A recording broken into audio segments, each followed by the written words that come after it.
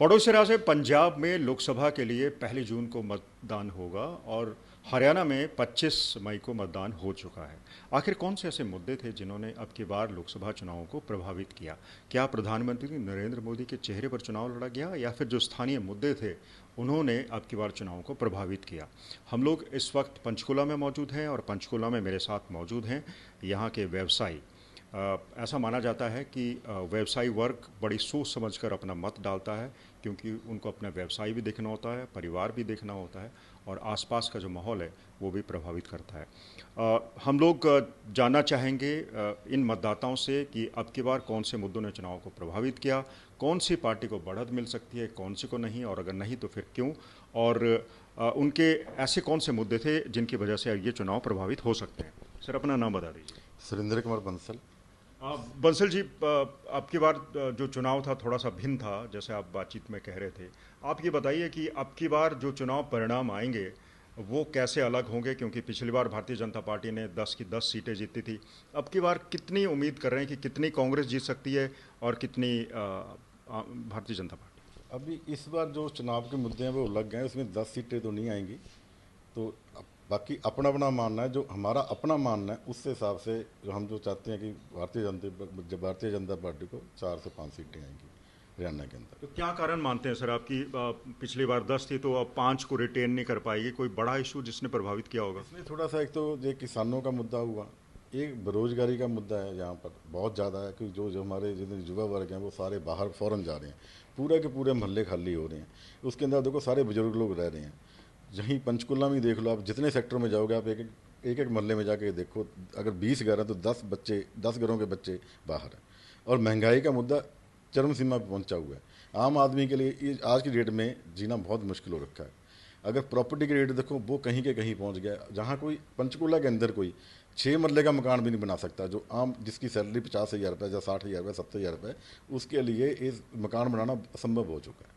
तो ये जो मुद्दे हैं ये आम हमारी रोज डेली की ज़िंदगी है उसमें बहुत प्रभावित होते हैं।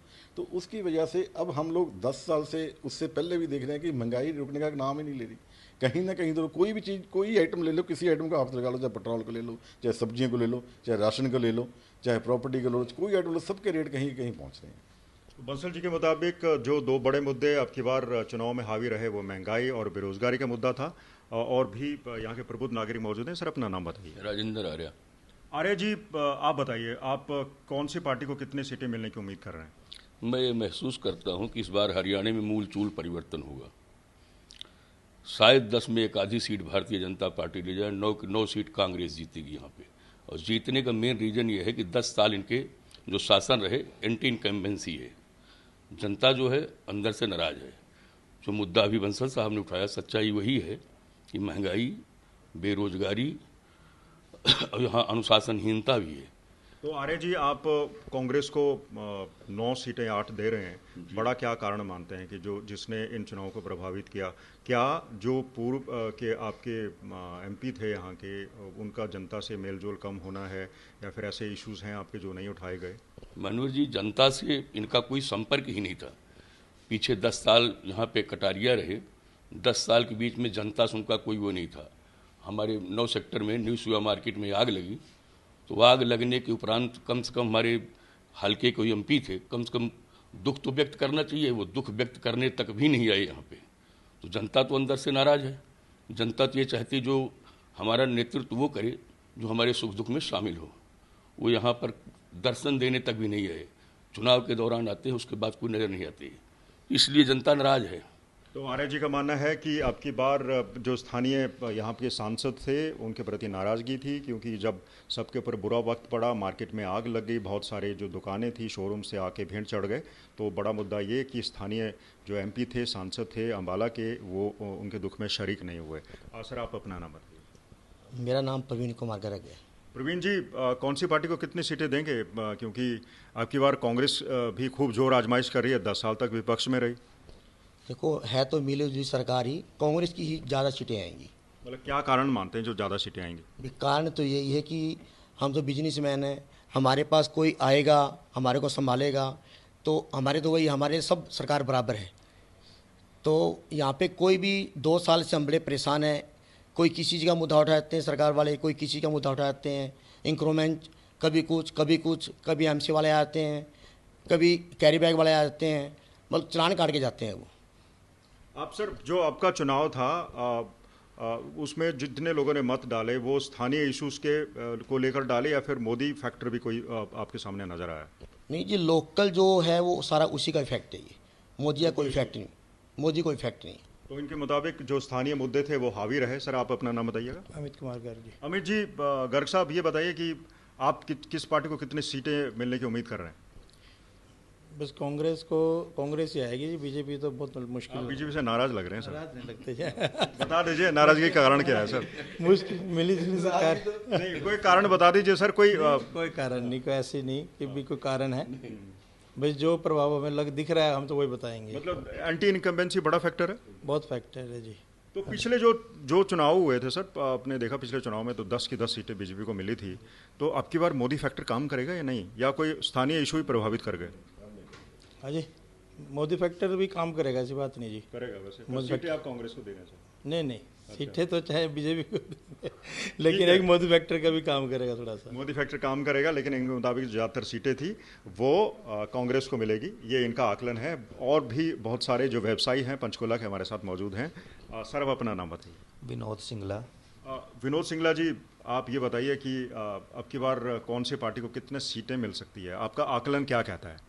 हमारे हिसाब से तो जी 6-7 सीटें कांग्रेस को, बाकी बीजेपी को। मतलब आप जो बीजेपी अपना किला नहीं बचा पाएगी? मेन तो ये है जी, हम हैं दुकानदार, और दुकानदार अपना काम धंधे को पहले देखता है, और पिछले 2-2.5 साल से हम बीजेपी से परेशान हैं। ऐसा माना जाता है कि जो व्यवसायी वर्ग है वो तो बीजेपी का अपना खास मतदाता होता है और उनकी उनकी उनकी पहली पसंद बीजेपी होती है, और आप बीजेपी से ही नाराज हैं। पर हमारी कहीं कोई सुनवाई नहीं है, हम उनके पास जाते हैं, कोई सुनवाई नहीं है। इंक्रोचमेंट के नाम पे हमें तंग किया जा रहा है, जबकि बरामदे में जगह हमारी है, कंस्ट्रक्शन हमारी है, तब भी वो कहते हैं ये पब्लिक के चलने के लिए। पब्लिक के चलने के लिए अगर वो जगह, फिर हम कंस्ट्रक्शन क्यों करेंगे?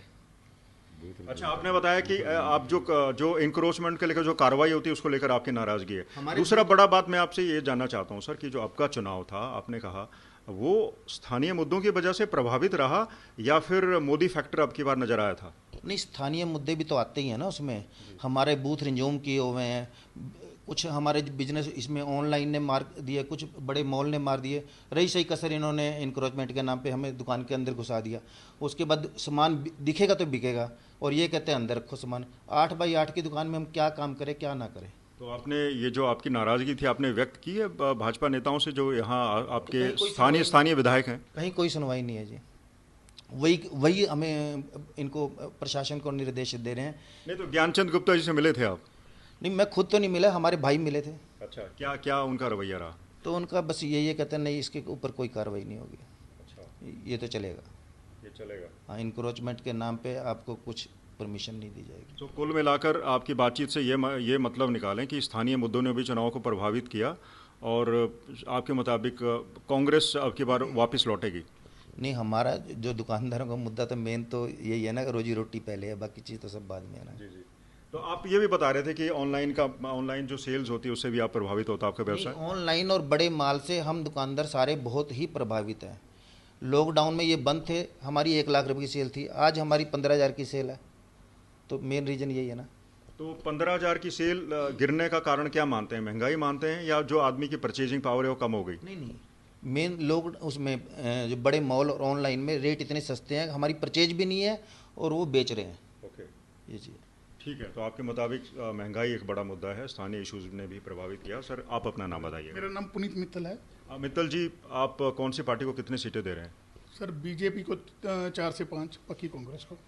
तो इतनी सीटें क्यों घटा दिया आपने? क्योंकि बीजेपी तो बोल रही है हम तो क्लीन स्वीप करेंगे सर। उनके कहने से कुछ नहीं होता जी। जो लोकल मुद्दे हैं वो मैटर करते हैं। पर क्या मुद्दे थे सर, बताइए। ये मोदी फैक्टर इशू था या स्थानीय मुद्दे थे? स्थानीय मुद्दे मेन काउंट होते हैं। ओके। देखिए, मोदी सेंटर में है, जो हमारे को तो लोकल से मतलब है। पर नॉर्मली ऐसा माना जाता है सर कि जो लोकसभा के चुनाव होते हैं उसमें नेशनल मुद्दे पे चुनाव लड़े जाते हैं, जैसे पाकिस्तान से जुड़ी हुई समस्या, आतंकवाद, जो देश के दूसरे इशू, राष्ट्रीय सुरक्षा, ऐसा कुछ मुद्दा था यहाँ पे? नहीं, ऐसा कोई मुद्दा नहीं था जी। स्थानीय मुद्दों पे चुनाव लड़ा गया। तो कुल मिला के आपकी नाराज़गी थी कि जो स्थानीय नेता है वो आपकी संभाल करने के लिए नहीं आए। बिल्कुल सर, जो हमारे लोकल विधायक हैं वो मार्केट में नहीं आते, किसी को सुख दुख में नहीं आते हैं, तो सारी चीज़ें मैटर करती हैं। तो जैसे पंजाब में या गांव में हमने देखा कि जितने भी नेता थे उनसे सवाल पूछे गए लोगों द्वारा कि भाई आप तो ईद के चांद हो, वोट मांगने आते हो, सिर्फ जब हमारी ज़रूरत होती है तो आप आते नहीं। आपने भी ऐसा कोई सवाल पूछे? पूछेंगे किससे जब कोई आया ही नहीं, कोई आएगा वोट मांगने भी नहीं आया? कोई भी नहीं आया। ताज्जुब है कि वोट मांगने भी नहीं आए, तो नाराज़गी किससे दिखाएं? ठीक है, सारा आप बताइए नाम अपना। राजीव चौधरी। चौधरी जी, आप ये बताइए कि आपकी आंखों से मैं देख के पता लगा पा रहा हूँ कि आप सीटें किसको कम दे रहे हैं, ये बता दीजिए। देखिए, एंटी कमेंसी तो रहेगी हरियाणा में, अच्छा। पूरे इंडिया में रहेगी। हाँ। लोगों को भ्रष्टाचार, महंगाई, बेरोजगारी, ये तो मुद्दा है ही है। पर सर, आपकी जो मनोहर लाल सरकार थी, बाद में चलो सैनी सरकार बन गई, वो तो कहते थे हमने ट्रांसपेरेंट एडमिनिस्ट्रेशन दिया, हमने भ्रष्टाचार खत्म किया, अब चिट पे नौकरी नहीं दी, हमने तो जो जिन लोगों की एलिजिबिलिटी बढ़ी थी उन्हीं को दी। 10 साल इन लोगों ने इनको मौका दिया ना जी। अब 10 साल में ना तो देखो हमारे डिस्ट्रिक्ट पंचकुला में कोई ना इंडस्ट्री आई, बेरोजगारी है, महंगाई बढ़ रही है, तो काम तो कुछ हो नहीं रहा। तो एंटी कमेंसी तो आएगी आएगी। दुकानदार को कुछ नहीं मिल रहा, बेरोजगार को कुछ नहीं मिल रहा, कैसे काम होगा? आप क्या काम करते हैं सर? मेरा अपना बिजनेस है। आपका व्यवसाय कैसा रहा 10 सालों में? प्रभावित हुआ है। किस तरह से, क्या क्या फैक्टर थे सारी बताइए, किस वजह से प्रभावित हुआ? क्या कोई चाइनीज़ गुड्स आ रही हैं, टैक्स ज़्यादा लग रहे हैं, बिक्री कम हो गई है, लोगों की परचेजिंग पावर कम हो गई है? हाँ, परचेजिंग का पावर कम हुई जी। कभी जीएसटी आ रहा है, कभी कुछ आ रहा है, हर कुछ व्यापारी के ऊपर आ रहा है। महंगाई भी आ रही है, कस्टमर की परचेजिंग पावर कम हो रही है, महंगाई बढ़ी जा रही है। तो आप अब ये बताइए सर कि जो ये चुनाव था लोकसभा का, वो किन बड़े जो मुद्दे थे जिनकी वजह से प्रभावित हुआ?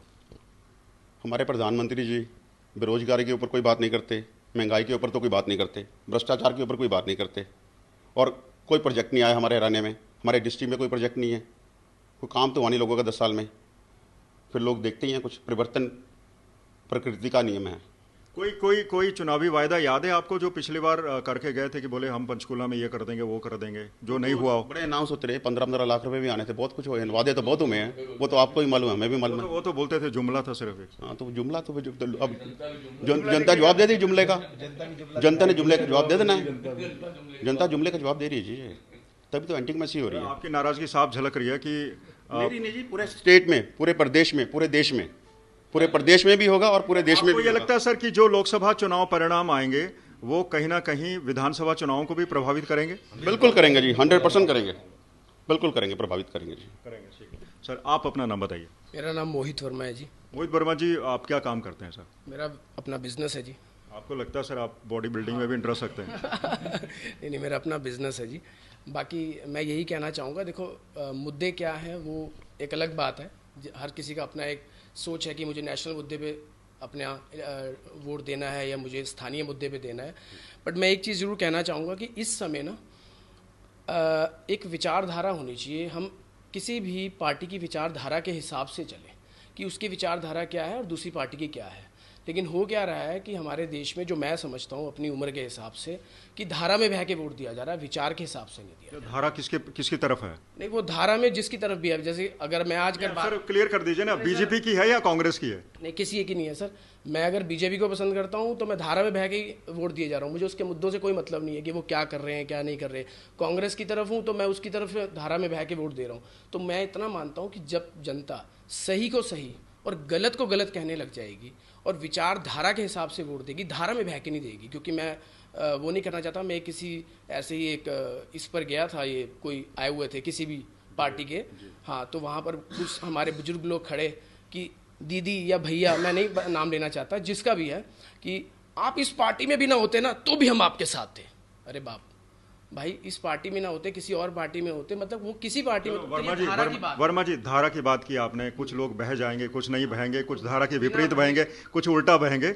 आप ये बता दो कि अब की बार ये धारा किसकी तरफ बहेगी और किस पार्टी को कितने सीटें मिलेंगी? सर, मैं ना बहुत ज़्यादा पॉलिटिकल इन चीज़ों का ध्यान नहीं रखता हूँ। कोई एस्टिमेट? बट इतना जरूर पता है कि इस बार हरियाणा में परिवर्तन जरूर आएगा। परिवर्तन का मतलब ये है कि आप कांग्रेस को सीटें दे रहे हैं? डेफिनेटली। कितनी दे रहे हैं? मेरे को सर सीटें नहीं टोटल पता, मैं कितनी बताऊँ आपको। 10 सीटें हैं, 10। तो 10 में से आप ये मान के चलना, मुझे ऐसा लगता है कि कम से कम भी ना बीजेपी की 6 से 7 सीटें टूट जाएंगी 110। तो आप बीजेपी को 10 में से 4 सीटें दे रहे हैं, मुझे लगता है इससे ज़्यादा नहीं तो आएगी। इसका मतलब ये भी होगा कि जो अब 6 महीने बाद विधानसभा के चुनाव है उसमें भी कौन सी धारा बहेगी, बता दीजिए आप। अब उसके ऊपर सर मैं कुछ नहीं कह सकता हूँ, पर मुझे इतना पता है कि वहाँ पर भी यहाँ के स्थानीय लोगों पर अभी 4 महीने पड़े हैं, लेकिन सच में उस पर भी फर्क आएगा। बिकॉज मैं सिर्फ पंचकुला की बात नहीं करता हूँ, मेरे कुछ और लोग हिसार में रोहतक साइड भी रहते हैं। कभी भी मेरी बातचीत ओवरऑल हरियाणा में क्या रहा सर, आप ये बताइए कि इन चुनाव में क्या कांग्रेस वापस लौटती हुई दिखाई दी? सर अब कांग्रेस आए या मिलीजुली सरकारें जो बन रही हैं, सब इकट्ठे हो गए एक तरफ, कुछ भी आएगा, मैं उसके बारे में मुझे बिल्कुल भी आइडिया नहीं है, ना मैं वैसे बताना चाहूँगा। बट मुझे इतना पता है कि जब बात बीजेपी की और कांग्रेस की लोग आपस में कर रहे होते हैं, तो कहीं ना कहीं जो लोग कभी बीजेपी के बहुत समर्थक हुआ करते थे, आज वो ये बात करते हैं कि ये सिर्फ और सिर्फ बातें किए जाते हैं, और उसके अलावा जब रिजल्ट्स की बात होती है तो वो काम नहीं होकर आता। वर्मा जी अब की बार क्या राम मंदिर निर्माण कोई मुद्दा था, मोदी फैक्टर कोई मुद्दा था, या कांग्रेस ने जो मुद्दे उठाए वो मुद्दे थे? सर ये राम मंदिर, मोदी फैक्टर, ये सारे मुद्दे मेरी समझ से तो बाहर है, क्योंकि वो मेरा खुद का एक पर्सनल चॉइस है कि मैं अध्यात्म की तरफ किस तरह से, किस नज़रिए से देखता हूँ सिर्फ। तो इसलिए मैं, अगर उन सब चीज़ों को आप मेरे नज़रिए से पूछना चाहेंगे तो this is not the right place कि मैं आपसे बात कर पाऊँ खुल के। लेकिन हाँ, इतना ज़रूर है कि ये सब मुद्दे कहीं ना कहीं स्थानीय मुद्दों को इफेक्ट नहीं करते हैं। ये आपके नेशनल मुद्दे हैं, उस मुद्दे पर डेफिनेटली बहुत बड़े काम हुए हैं। मैं ये नहीं कहता हूँ कि बीजेपी ने काम नहीं किया, बीजेपी ने काम बहुत किए हैं, लेकिन जो सही काम किया उसको सही कह दें, और जो गलत है उसको हम पूछते क्यों नहीं। और कई बार ऐसा होता है कि जिनको नहीं पूछते, बस सिर्फ प्रॉब्लम वही है, पिंच वही होता है, दुख वही होता है कि अगर वो यहाँ पर ठीक नहीं है तो वहाँ पूछा तो जाए कि भाई ये सब क्यों नहीं है ठीक। तो वर्मा जी के मुताबिक जो इनका आकलन था वो ये कि भारतीय जनता पार्टी 4 से 5 के बीच में सीटें आपकी बचा पाएंगी, बाकी की सीटें हो सकता है कांग्रेस की तरफ जाए या फिर कुरुक्षेत्र में आम आदमी पार्टी की। वापस लौटते हैं बंसल जी के पास, एक बार फिर पूछेंगे। बंसल जी, राम मंदिर की बात नहीं की हमने, ये कहा जा रहा था कि हरियाणा में तो बहुत सारे सनातन धर्म को मानने वाले, हिंदू धर्म को मानने वाले लोग हैं, तो राम मंदिर कोई इशू नहीं था सर? नहीं, राम मंदिर का कोई इफेक्ट नहीं था सर। जब मोदी इफेक्ट है, राम मंदिर का कोई इफेक्ट नहीं। सारे स्थानीय मुद्दे हैं, अलग अलग मुद्दे हैं, उसके ऊपर ही बात होगी। देखो, राम मंदिर एक अलग इशू है, सारे राम को सब मानते हैं, कोई ये नहीं कि बीजेपी वाला मानता कांग्रेस वाला नहीं मानता, या कांग्रेस वाला मानता बीजेपी, ये सारे राम जी को मानते हैं। भगवान राम सभी को प्यारे हैं, सबको प्यारे हैं। राम तो कोई ऐसा नहीं है, कोई भी है, चाहे कोई भी है, सारे राम को मानते हैं, सारे राम के प्यारे हैं। तो सर ये जो चुनाव परिणाम होंगे, इसको आप विधानसभा के चश्मे से देखें तो क्या महसूस करते हैं? विधानसभा के अगर देखेंगे, अभी 4 महीने पड़े हैं, लेकिन विधानसभा का जो रिजल्ट है वो अब इस चुनाव को देख के काफ़ी डिफरेंस होगा उसमें। तो अगर कोई 4 महीने के अंदर कोई चेंजिंग नहीं होती। अरे सर आप बताइए, आपका नाम, आप तो सरनेम भी आर्य है, आप बताइए, भगवान राम मंदिर का निर्माण को इशू था, मोदी फैक्टर को इशू था? राम मंदिर के निर्माण का जो इशू है, जो भारतीय जनता पार्टी की दृष्टि से, वो राम के चित्र को पूजा करते हैं, आर्य समाजी राम के चरित्र को पूजा करते हैं, राम को मर्यादा पुरुषोत्तम मानते हैं। तो हम लोग उस दृष्टि से नहीं देखते। आडंबर, पाखंड, अंधविश्वास समाज के अंदर हम नहीं फैलाना चाहते। हम चाहते समाज में जो एक्चुअली काम है, सत्य है, न्याय है, धर्म है, उस पर चलें। और ये सब कार्य जो है झूठ, पाखंड, अंधविश्वास के ऊपर चला रहे हैं भारतीय जनता पार्टी वाले। बिल्कुल भी नहीं होना चाहिए, किसी भी पॉलिटिकल पार्टी के द्वारा नहीं होना चाहिए। तो आर्य जी साफ साफ कह रहे हैं कि भगवान राम तो सबके हैं, वो किसी पार्टी से संबंध नहीं रखते। हिंदू धर्म में बचपन से इन सभी जितने लोग हैं सबकी बचपन से भगवान राम में आस्था रही होगी। आखिरी सवाल मैं आपसे लेना चाहूँगा सर, आप बताइए कि क्या ये जो चुनाव परिणाम आएंगे हरियाणा में विधानसभा चुनाव को प्रभावित करेंगे? नेक्स्ट उसमें पूरा प्रभाव पड़ेगा। आने वाले 4 महीने में सरकार का क्या रहता है उसके ऊपर भी फर्क आएगा ना। तो क्या पता पहले कोई खतरा तो नहीं सरकार को अल्पमत में चलेगी सर? पॉसिबिलिटी है, काफ़ी पॉसिबिलिटी है। आप भी मानते हैं सर पॉसिबिलिटी? बिल्कुल अगर 4 महीने में कुछ करते हैं ये 4, अभी भी कुछ भी हो सकता है इलेक्शनों के बाद। 4 महीने में 4 तारीख के बाद कुछ कोई बदलाव हो सकता है। 4 महीने पड़े हैं, 4 महीने में काफ़ी बदलाव आएंगे। हमने पंचकुला के जो व्यवसायी वर्ग है उनसे ये टोह लेने की कोशिश की कि अब की बार हरियाणा की 10 सीटों में से कितनी सीटें किस पार्टी को जाएंगी। तो अगर हम लोग एक अनुमान लगा लें सभी की बातचीत से, तो लगता है कि भारतीय जनता पार्टी 5 से 6 सीटें ही बचा पाएगी, या फिर ऐसा उल्टा भी हो सकता है। बहुत सारे लोगों को ये मानना है कि अब की बार जो लोकसभा चुनाव थे वो स्थानीय मुद्दों से भी प्रभावित रहे। मोदी फैक्टर इनके मुताबिक कोई ज़्यादा कारगर नहीं होगा और भगवान राम के जो मंदिर निर्माण की बात है उसको वो राजनीति से जोड़कर नहीं देते।